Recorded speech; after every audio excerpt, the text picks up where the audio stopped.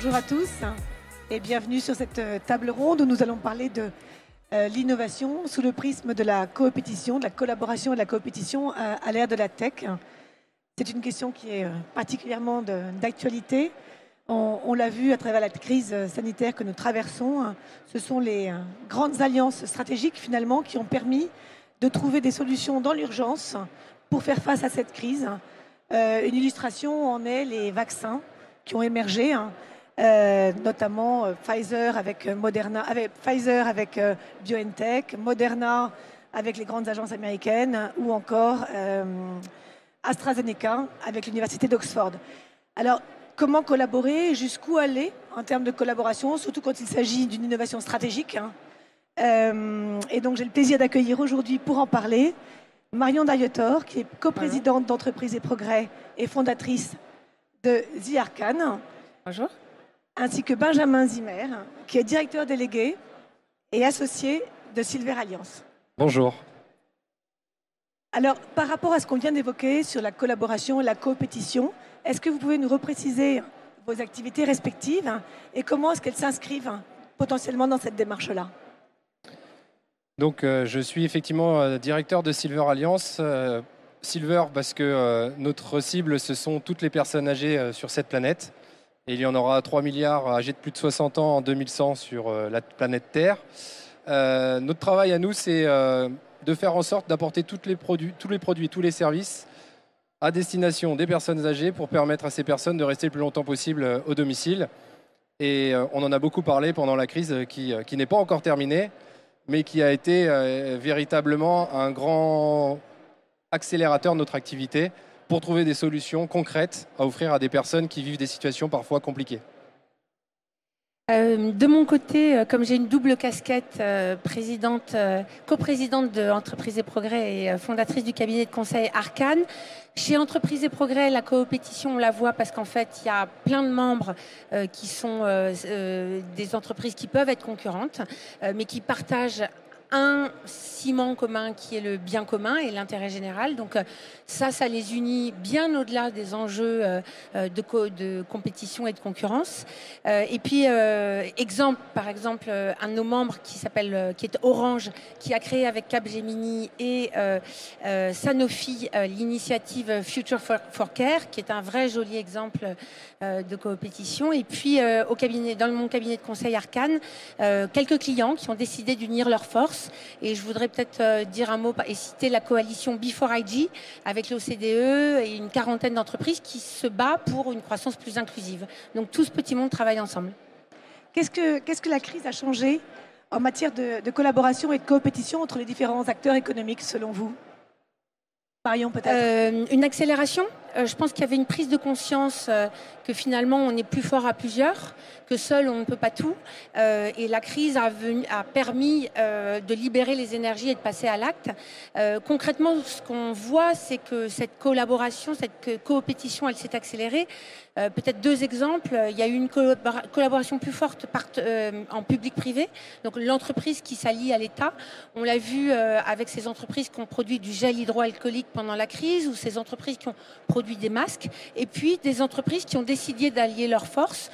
Je pense à cette alliance qui a été faite entre PSA et Air Liquide pour produire des respirateurs au moment de la crise. Donc une accélération avec la réalisation et la conscience que cette crise elle est tellement complexe que seul on ne va pas y arriver, et notamment pour les plus petites entreprises, parce que chez Entreprise et Progrès, on a pas mal d'ETI, il y a un enjeu qui est la synergie des moyens, et finalement, quand on met en commun, on est un petit peu plus fort. Benjamin ? Nous, concrètement, la première chose, ça a été qu'on a tous vécu la crise de manière inattendue. Par définition, personne ne l'attendait, celle-ci. Donc, pendant quelques semaines, beaucoup d'entreprises ont dû se réinventer, et très vite. Petites ou grandes, parce que dans Silver Alliance, il y a une quarantaine de marques, des boîtes qui sont au 440 et puis d'autres qui sortent d'incubateurs. Et donc, du coup, une réinvention. Et puis après ça, une prise de conscience qu'il fallait aller très vite pour apporter des solutions à des personnes qui avaient des pains, des douleurs au quotidien à domicile. Donc, évidemment, quand c'est comme ça, on mutualise les forces, parce qu'en plus de ça, il y avait moins de chiffre d'affaires qui rentrait. Donc, de fait, des réflexions sur les dépenses, sur les charges, Et c'est là où en fait le terrain était propice à l'innovation organisationnelle, à l'accélération de développement des produits portés en commun avec les entreprises avec lesquelles on travaille. Et puis après, ce que je voudrais dire aussi comme témoignage, c'est que la crise en soi n'a fait que révéler ce qui était déjà existant, sauf que les collaborations, c'est toujours pareil, hein. Quand on est dans une situation confortable, on ne sort pas de sa zone de confort. Quand on est dans une situation où on n'est plus confortable, on sort de sa zone de confort. Et donc là, il n'y a pas eu le choix. Je vais vous donner un exemple hyper concret. On travaille avec une marque qui s'appelle Audica, qui a 660 centres sur le territoire français d'audioprothésistes. Les personnes âgées qui entendent mal ont souvent des audioprothèses. Et les piles de ces audioprothèses étaient commercialisées jusqu'à la crise dans les centres auditifs Audica. La crise arrive, les centres sont fermés, 1200 personnes au chômage partiel et plus de piles pour pouvoir écouter les petits-enfants qui vous appellent au téléphone. Et là, on a mis en place un partenariat avec un groupe d'officines de pharmacie, Giffard, qui lui a 1500 officines en France et les piles ont toutes été distribuées. Et donc, typiquement ça s'est passé en 10 jours, là où dans le monde d'avant, peut-être, je ne sais pas si on est dans le monde d'après, mais il serait passé peut-être plusieurs mois. Parce qu'on a été au-delà des contraintes juridiques, etc. Les choses ont été très bien faites, mais on a été tout de suite focus sur l'utilité pour les bénéficiaires. Et justement, quelle est la bonne démarche à mettre en œuvre dans ce type d'approche et jusqu'où aller? Est-ce qu'on parle plutôt de collaboration ou de coopétition? Qu'est-ce que vous en pensez? Dans mes précédentes activités, j'ai fondé et dirigé un écosystème de start-up qui s'appelle Silver Valley. Je suis très silver. Et dans lequel, en fait, on était dans un esprit de collaboration et de coopétition. Donc, il y avait tous les acteurs qui se regardaient, qui apprenaient des uns et des autres en termes de connaissances, d'expérience marché, d'expérience client, des levées de fonds, etc. Là, aujourd'hui, on est dans une autre approche. On est vraiment dans le collaboratif, mais très poussé. C'est-à-dire que ce n'est pas juste un effet de communication ou une communication. Derrière, on y met des moyens. On a des ressources communes, on a des supports communs, on investit dans des supports qui permettent de faire connaître les marques à l'ensemble des clients de chacune des marques. Et donc, c'est l'idée que tout seul, on va vite, ça tout le monde le sait, mais ensemble, on va beaucoup plus loin et beaucoup plus fort. Et la crise a révélé ça, en fait. Et aujourd'hui, certaines marques qui étaient déjà très connues ont permis à des plus petites marques moins connues de bénéficier de leur notoriété. Donc là, on n'est pas dans le tech, mais le tech est venu derrière sur des réflexions sur le partage de données RGPD clients, donc avec un CRM commun, par exemple. Donc, c'est des technologies comme ça qui sont dans notre feuille de route aujourd'hui. Et Marion, qu'est-ce que vous avez pu observer sur les bonnes démarches à partager? Peut-être deux d'entre elles. La première, c'est le fait, dès le départ, d'identifier la cause pour laquelle on se bat. De mettre un peu une tension dans le projet, parce que finalement, quand on se bat pour une cause, quand on livre un combat, quand on essaye de sauver quelque chose, quand on est confronté à une disruption, par exemple, finalement, ça fait d'air les troupes. C'est quand même un peu comme à la guerre. Et j'ai remarqué que dès le départ, quand il y a l'identification de cette cause, ça met les énergies en mouvement. Et puis la deuxième chose, c'est de vraiment viser les complémentarités et de les respecter. C'est-à-dire que si on sent dès le départ qu'il peut y avoir une friction parce que les complémentarités ne sont pas réelles, ça crée une friction. Parce que quand on est vraiment complémentaire, on est capable d'être dans le respect de l'autre parce qu'on se dit finalement ce que toi tu fais, moi je ne suis pas capable de le faire. Donc ça c'est intéressant. Et pour vous répondre sur le point de la coopétition versus la collaboration, c'est vrai qu'on a beaucoup eu cette vague du COCO, collaboration, co-création, enfin voilà, le COCO. Il y a quelque chose qu'on voit arriver, c'est la notion de mutualisme. Et le mutualisme, c'est la coopération poussée un petit peu plus loin, parce que dans le mutualisme, il y a une forme d'interdépendance avec nos parties prenantes qui fait que c'est bien au-delà des enjeux de business, c'est des valeurs que l'on partage et ça va, voilà, c'est plus une vision du monde que juste un truc business qui nous réunit. Et quel rôle joue, selon vous, la technologie dans l'émergence de ces nouvelles approches, de ces nouveaux modèles? Pour moi, c'est facilitateur, en fait. D'ailleurs, je reviens juste sur le mot coopétition parce que je ne connais pas deux entreprises qui font exactement la même chose. Même quand on est concurrent, même client, etc., on a toujours à apprendre de l'autre et à coopérer avec l'autre. pour plein de raisons. Parce que généralement, on domine soit par la valeur, soit par les coûts. Et quand on commence à regarder ces business-là dans n'importe quel secteur d'activité, on s'aperçoit que finalement, on a à apprendre de l'un et de l'autre et on n'est pas forcément en compétition. Donc pour revenir sur la question, nous, la technologie, d'abord c'est le client. Le client, c'est l'humain, c'est le service qu'on met autour. Et la technologie vient juste apporter de l'aide supplémentaire parce que des humains n'ont peut-être pas forcément la compétence ou le temps ou une crise sanitaire nous empêche de toucher aux humains, notamment avec les personnes âgées.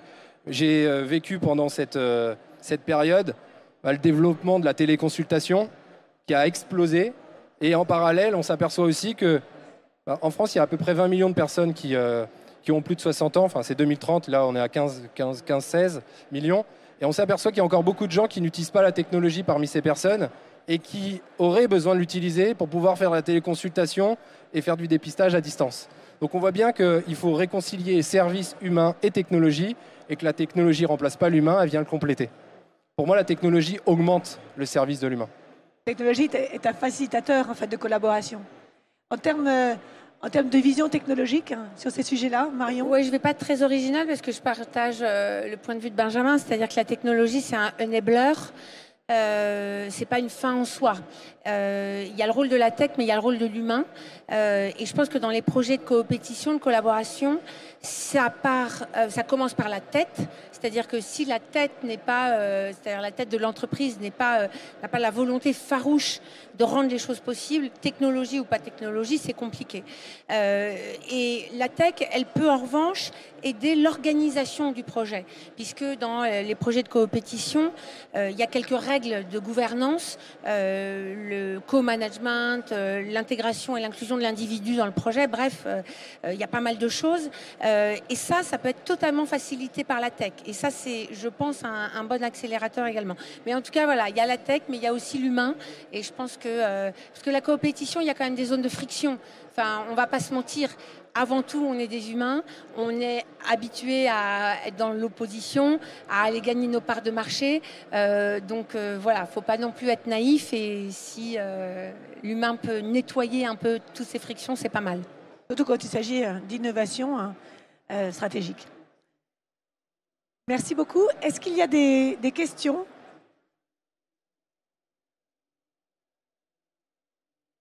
Bonjour, Victorien Defosse.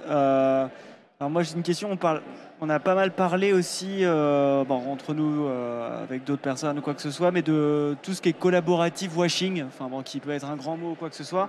Et comment justement, vous disiez qu'on a besoin de dépasser des parts de marché, d'aller grappiller à droite à gauche effectivement, mais pour les entreprises qui font ce collaborative washing, mais qui au final ne font pas vraiment preuve de collaboration ou de coopération avec les autres, que ce soit des concurrents ou d'autres personnes de même secteur. Justement, qu'est-ce qu'on peut dire, qu'est-ce qu'on peut faire pour aller dépasser ça, tout en gardant effectivement ce pan de on a tous besoin de développer nos parts de marché, mais en améliorant justement cette collaboration. Je pense que c'est justement, il faut de l'authenticité. Et c'est ce que je disais quand je disais il faut impliquer la tête, c'est-à-dire s'il n'y a pas l'authenticité des dirigeants qui vont montrer l'exemple, je pense qu'il y a une forme d'exemplarité, ça va être compliqué. De toute façon, le washing, en général, quand il n'y a pas d'authenticité, que ce soit le greenwashing, le purpose washing, ça ne marche pas. Voilà, donc je dirais l'authenticité et l'exemplarité des dirigeants. Et peut-être pour compléter, moi j'ai trouvé, mais encore une fois c'est mon expérience, j'ai eu l'occasion aussi d'en parler avec le vice-président de SkyTeam, donc une alliance de marques dans l'aéronautique. En fait, le moment qu'on a vécu, qui était quand même grave, intense, qui nous demandait d'être très concentrés sur le pilotage de nos entreprises et le pilotage de la création de valeur de nos entreprises. En fait, la technologie nous a aussi permis d'être plus collaboratifs et d'optimiser notre temps.